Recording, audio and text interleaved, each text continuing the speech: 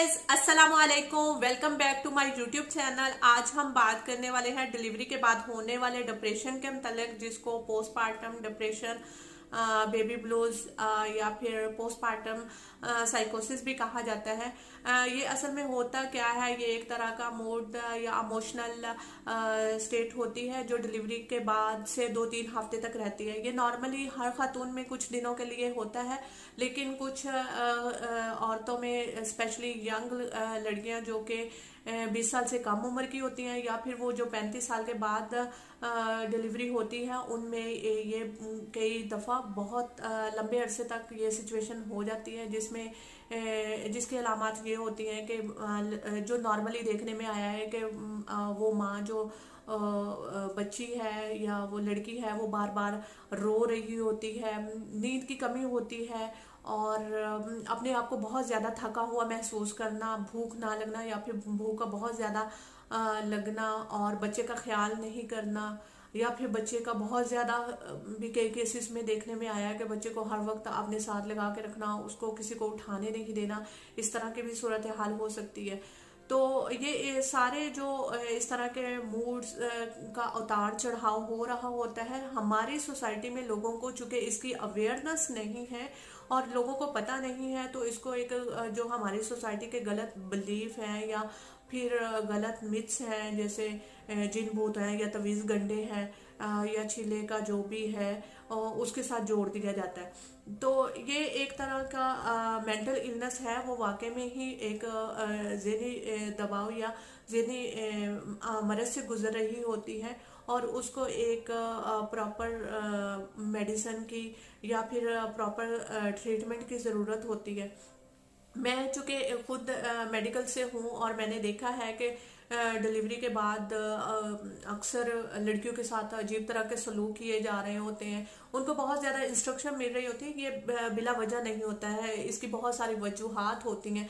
सबसे पहले वजूहात में जो सबसे पहली वजह है वो ये कि हार्मोन्स हमारी बॉडी में प्रेगनेंसी के टाइम पे जो प्रेगनेंसी वाले हार्मोन्स होते हैं वो बहुत ज़्यादा होते हैं, और जैसे ही डिलीवरी होती है फिर ये एकदम से ड्रॉप हो जाते हैं।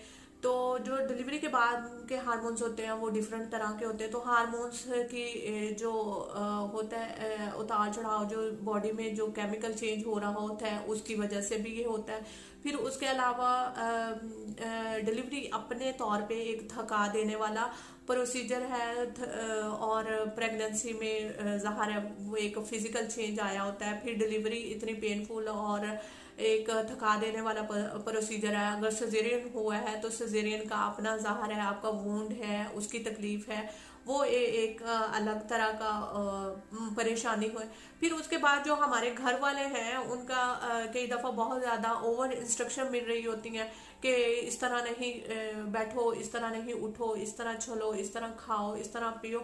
तो वो लड़की के अंदर कहीं ना कहीं ये लगने लगता है कि शायद उसको किसी बात का इल्म ही नहीं है, बाकी सब बहुत ज़्यादा अच्छे से सब कुछ जानते हैं, वो अपने बच्चे की सही तरीके से केयर नहीं कर रही, अपने सही तरीके से खाने पीने में जो इंस्ट्रक्शन मिल रही होती हैं, ये नहीं खाओ, ठंडा नहीं खाओ, गर्म नहीं खाओ, तो वो भी कहीं ना कहीं उसके अंदर इस तरह की फीलिंग्स पैदा कर देती हैं। तो ये सारी चीज़ें मिलके जो है वो उसको एक इस तरह की सिचुएशन में ले आती हैं कि वो अपने आप को नाउमीद समझती है, बहुत ज़्यादा दुखी रहती है, बहुत ज़्यादा रोना धोना करती है। अपने बच्चे को भी कई दफ़ा वो देखती नहीं है, और बहुत सारे जो सीवियर केसेस हैं उसमें माँ अपने आप को या बच्चे को नुकसान पहुँचाने तक चली जाती है। तो इस तरह की जब सिचुएशंस होती हैं आपके इर्द गिर्द, अगर आपको कोई इस तरह की खातून नजर आती हैं जो इस तरह की सिचुएशन में से गुजर रही होती हैं, तो सबसे पहले जो घर वालों का सलूक होता है वो बहुत ही इम्पोर्टेंट होता है। उसको प्यार मोहब्बत से समझाएं, वो कोई भी ड्रामा नहीं है, ना कोई जीन भूत है, वो एक मेंटल स्टेट में से गुजर रही है जिसमें घर वालों की सपोर्ट बहुत ज़रूरी होती है। उसको प्यार मोहब्बत से समझाना होता है, उसका साथ देना होता है, बच्चे की देखभाल में उसको उसकी नींद का पूरा ख्याल रखना होता है, उसकी खुराक का ख्याल रखना होता है। फिर उसके बाद अगर आपकी इस सारी सूरत हाल के बावजूद भी वो सूरत हाल बिगड़ रही है या उसमें सिवियरिटी आ रही है या उसको आप हेल्प नहीं कर पा रहे हैं, तो फिर आपको हेल्थ प्रोफेशनल की ज़रूरत होती है जो कि उसको काउंसलिंग के ज़रिए से या साइकोथेरेपी के ज़रिए से उसको ट्रीट करते हैं। जो बहुत सीवियर केसेस होते हैं, जैसे अपने आप को नुकसान पहुंचाना या बच्चे का नुकसान पहुंचाना, तो ऐसे केसेस में बच्चे के साथ रहना और माँ के साथ रहना किसी एक बंदे का बहुत ज़रूरी होता है, और उसको साइकोलॉजिस्ट के अलावा साइकेट्रिस्ट के पास भी लेके जाना चाहिए ताकि वो इस सवेरिटी को मेडिसिन के ज़रिए से कम करे। तो ये एक तरह की अवेयरनेस है जो हमारी सोसाइटी में पता होनी चाहिए। अगर आप लोग को कुछ सीखने का मौका मिला है तो मेरे चैनल को सब्सक्राइब करें और वीडियो पे कमेंट करें और अपने दोस्तों के साथ शेयर करें। मिलते हैं एक नई वीडियो और एक नए टॉपिक के साथ। अपनी दुआ में मुझे याद रखिएगा। जज़ाकल्लाहु खैर। अल्लाह हाफिज़।